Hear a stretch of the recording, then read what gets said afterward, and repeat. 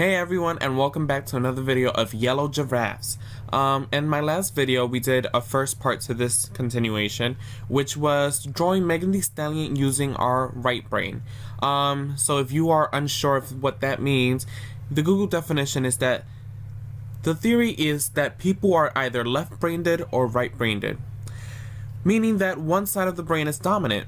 If you're mostly analytical and methodical in your thinking, you're said to be left-brained. If you tend to be more creative or artistic, you're thought to be right-brained. I, on the other hand, think that this is something that can be switched on and off depending on circumstances. When you're left-brained, you might think of yourself being distracted at times, so you're someone who might be in the creative category, but at the moment you're creating, you're distracting yourself, so you're moving yourself into your left brain by viewing certain criteria, certain shows that bring you into this analytical, methodical state.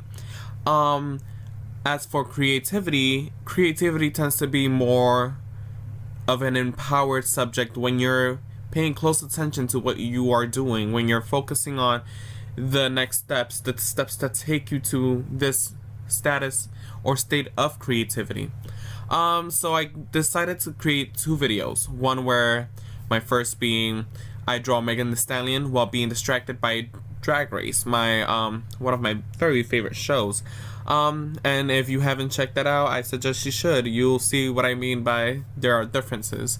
And now taking us to this video where I am strictly focusing on everything I am doing. There is no music, there is no show being played, so my brain process is all on this piece I am creating at the moment. Now, while I would say that it helped me a lot to stay focused, I did make some minor mistakes here and there that you could see me make in the first video, but once you compare these two videos, you'll see that there is something about left brain and right brain that conducts more thinking, more strict process, more creativity, sense of knowing what to do next.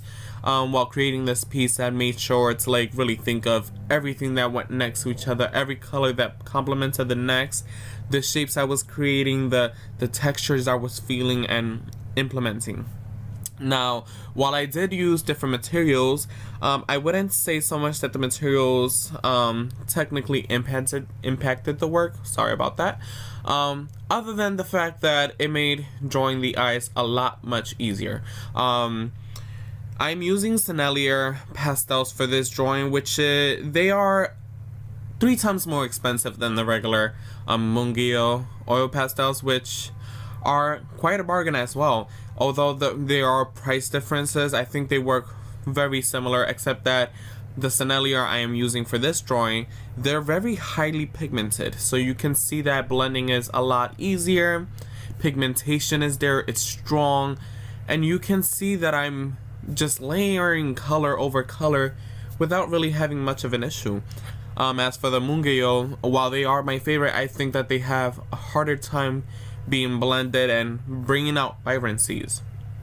You really have to play with them to really get a good understanding, which is something I'm still working on.